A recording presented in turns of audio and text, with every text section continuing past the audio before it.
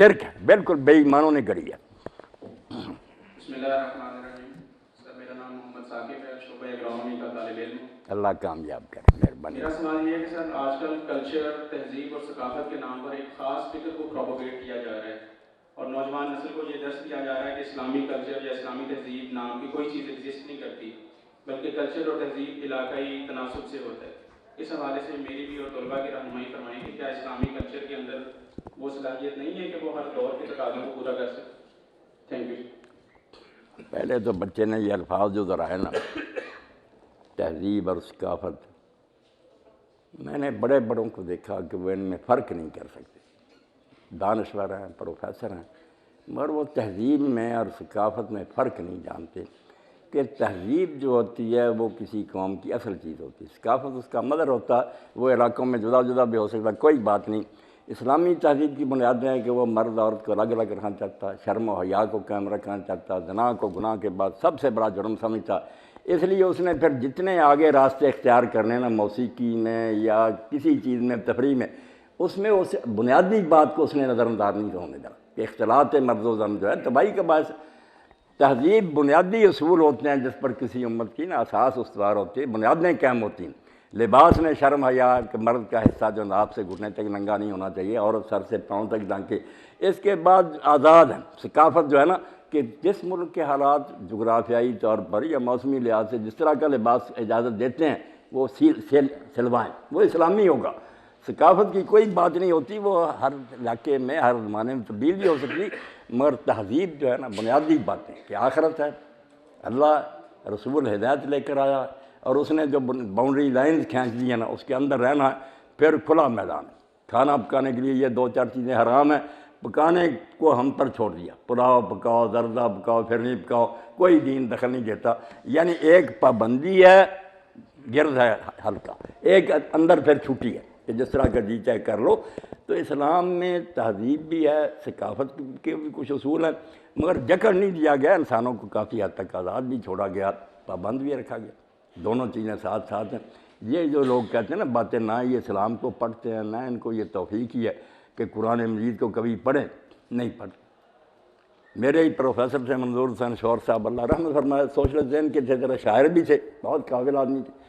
تو ایک دن انہوں نے لیکچر دیتے ہوئے اساطیر کی تشریح کر رہے تھے، فارسی کا لیکچر تھا کہ افسانے، اسطورہ کی جمع قرآن میں بھی آتا، کہنے لگے اگر افسانوں کا مجموعہ دیکھنا قرآن ہے، گپوں سے بھری ہوئی کتاب ہے، کتنے سال اصحاب الکہف سوئے رہے، اور جو ذوالقرنین گیا وہاں سورج غروب ہو رہا تھا، دو چار حوالے دیے انہوں نے۔ اب میں اس وقت بھی سر منڈاتا تھا، سادہ آدمی میرے ساتھ جو بیٹھے ہوئے تھے میرے ساتھیوں کو پکڑ کر مجھے اٹھانے لگے، جانتے تھے کہ میں مذہبی ذہن رکھتا ہوں، انہوں نے کہا آج بات نہ کی، ہم پھر کبھی تیری دینی بات نہیں سنی۔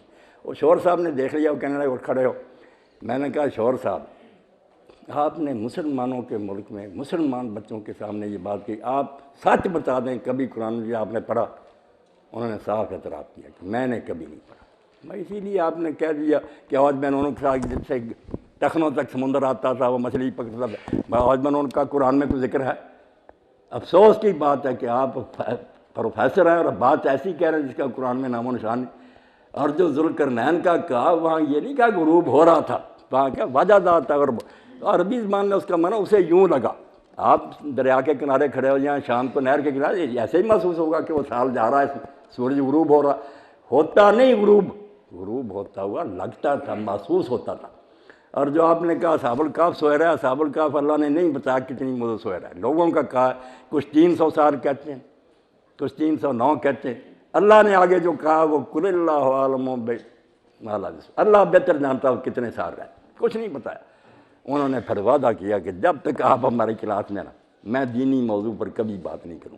میں نے کہا شکر ہے آپ نے مان لی اپنی غلطی۔ تو قرآن تو پڑھتے نہیں بیٹا، نہ حدیث پڑھتے، شوق ہے اسلامی ثقافت کوئی نہیں، اسلامی تہذیب نہ تہذیب کو جانتے ہیں نہ ثقافت، کچھ نہیں جانتے، صرف ایک نا فیشن بنا رکھا کہ لوگوں پر رعب ڈالنے کے لیے ایسی باتیں کرتے ہیں۔ دین کو پڑھیں۔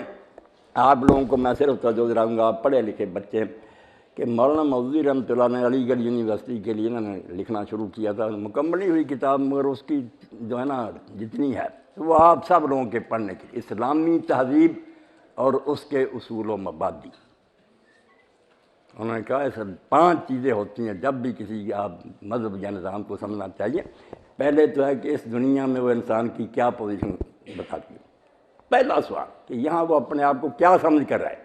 کسی کا محکوم اور ماتحت ہے, مجھ پر کوئی حاکم ہے, یا میں آزاد ہوں مطلق, کوئی خدا نہیں, نہ مجھ سے کوئی پوچھنے والا. پہلے اپنے بارے میں فیصلہ کرے کہ اس دنیا میں کیا بن کے رہنا. چور بن کے رہنا, کسی کا مکان لوٹنا ہے, یا آپ کا اپنا ہے یا کسی کا ہے. پہلی ہے کہ پوزیشن اپنی متعین کرے. دوسرا پھر زندگی کا نصب العین ہے. جب پوزیشن طے ہو جاتی ہے, اگلا سوال ہو جاتا پھر میں کیا کروں جس سے میری زندگی کامیاب ہو. تیسرا بھی پھر وہ بنیادی عقائد کیا ہیں جو ذہن میں بیٹھ جائیں اور ساری عمر آدمی کو پھر وہ نہ رہنمائی دیں. اللہ رسول عقیدوں کو جمانے کے لیے پھر عبادات, اور عبادات سے آگے پھر معاملات. پوری زندگی میں آدمی کا رویہ درست ہو جائے. آخری 2 ایسے نہیں لکھے گئے, مگر پہلے تینوں اس میں موجود ہیں. اسلامی تہذیب اور اس کے اصول و مبادی. شروع میں تہذیب اور ثقافت وغیرہ پر بھی بحث کیے. پڑھنا چاہیے, بغیر پڑھے تبصرہ کسی معاملہ میں جہالت ہے. دنیاوی علم نہیں, پہلے آپ اس کو پڑھ تو لیں. جو پڑھا ہوا نہیں وہ دخل دے تو جاہل کی بات کا کیا وزن ہوتا.